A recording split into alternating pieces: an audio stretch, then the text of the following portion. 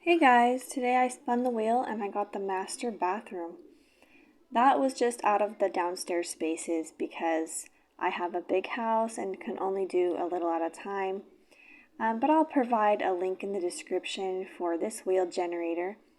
Honestly, I just Googled it. I like them a lot because it takes the guesswork out of where to start, especially when you're feeling overwhelmed.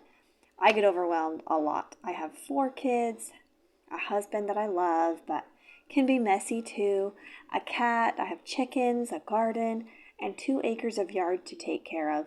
It's really a dream life, but can get stressful really quickly if I let it. Nevertheless, I'm going to try to do this once or twice a week and slowly transform my home into the dream house I've always needed, which is easy to maintain and free of clutter. I am on a minimalist journey, and I've recently discovered that being a minimalist is actually easier than I originally thought. It's more about making committed decisions than anything else.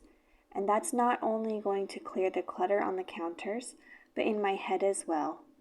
I despise clutter. It really gets to me. I've noticed that when I'm in a bad mood, just irritated, it's most often because my house is messier than usual and I just feel that I can't stay on top of it all. My therapist helped me realize once that cleaning can be meditative if we let it. We can be present and be still, be here in this moment, not thinking about other to-dos or worries, but breathing deep and being mindful, only focusing on that task in front of us. So before I started, I made sure that I dressed for success. That is, I'm not in my lazy sweats with messy hair. I feel good in my clothes and I could go out to a casual lunch with friends at any moment, or let's say if someone came to my door, I wouldn't mind being seen like this. So here I am in the bathroom. I'm starting with the vanity and I've already studied the space a bit and imagined in my head how I want it to look and function. I've decided for me that I love clear open spaces, and I heard once that you can either have the stuff or you can have the space. So I choose the space. I want it to be easy to manage, and I know it will be so much easier to wipe down when those weekly cleaning days come around, and I'm going to feel more peace. My mind will feel clutter-free, and I won't have to think about things so hard, and will be able to make easier, quicker decisions. With that said, now it's about taking that vision and making it a reality.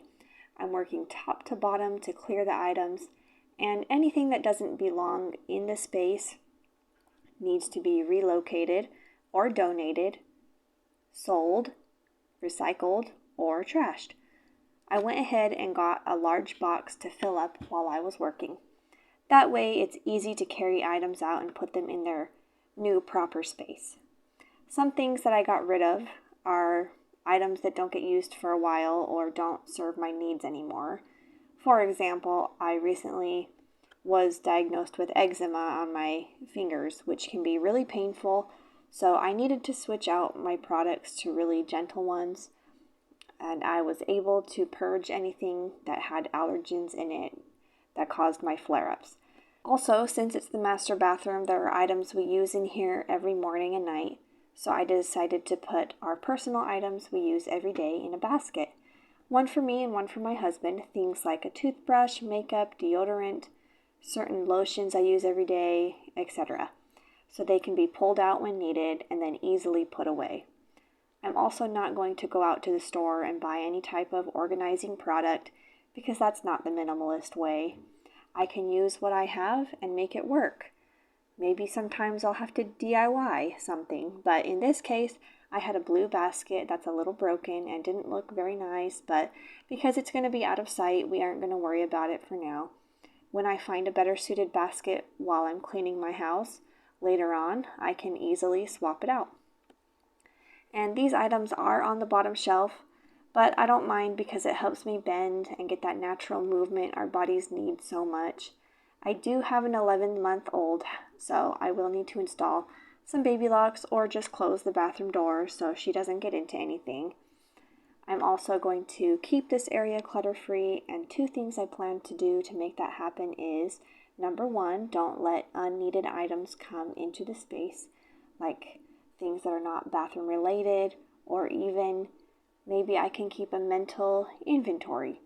I don't need to have a lot of extra soap or conditioners or lotions, only buy them when I'm starting to run low and jot it down on my shopping list. And two, I'm going to keep trying to let go of even more items as I use the space. And I actually relocated the vinyl gloves that I had in there to the kitchen for when I'm preparing food and such. It was a better spot for those. Small decisions like those can really make a huge difference, but even small decisions like that can be so hard sometimes.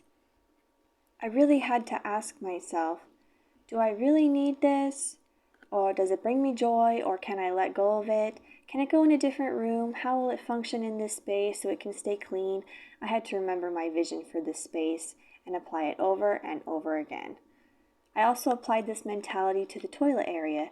I decided to get rid of that shelving altogether. It was not needed. My house, and I think most houses, but not all, have sufficient storage space for our needs. So why am I spending money and bringing more items to fill the space? You'll see in a bit, but I actually had plenty of space in my vanity to hold all of the items I had on this shelving. And I even had a broken toilet paper holder up there for probably more than a year. It was terrible. So don't feel bad if you're a busy mom like me or just can't get to these things in a timely manner. I think I was waiting for my husband to do it, but he never had time for it, so I decided I could figure it out.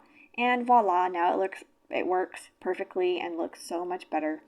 And you guys, the funny thing is that after I rearranged this area, my kids always want to use my bathroom now. They recognize the value of the clean environment it provided. Here's a tip. 2 things to do to feel refreshed every day. Let the light in your home, open the curtains and blinds, and number 2 is to air out your bed. Let those dust mites die, then after morning chores or breakfast, changing the baby or whatever your routine is, letting the chickens out, that's mine, then go ahead and make your bed to your liking. It doesn't have to be perfect, just enough to be able to sort laundry or other items, or maybe take a nap later. Thank you so much for joining me today on my journey of simplifying my home. I'll see you guys next time.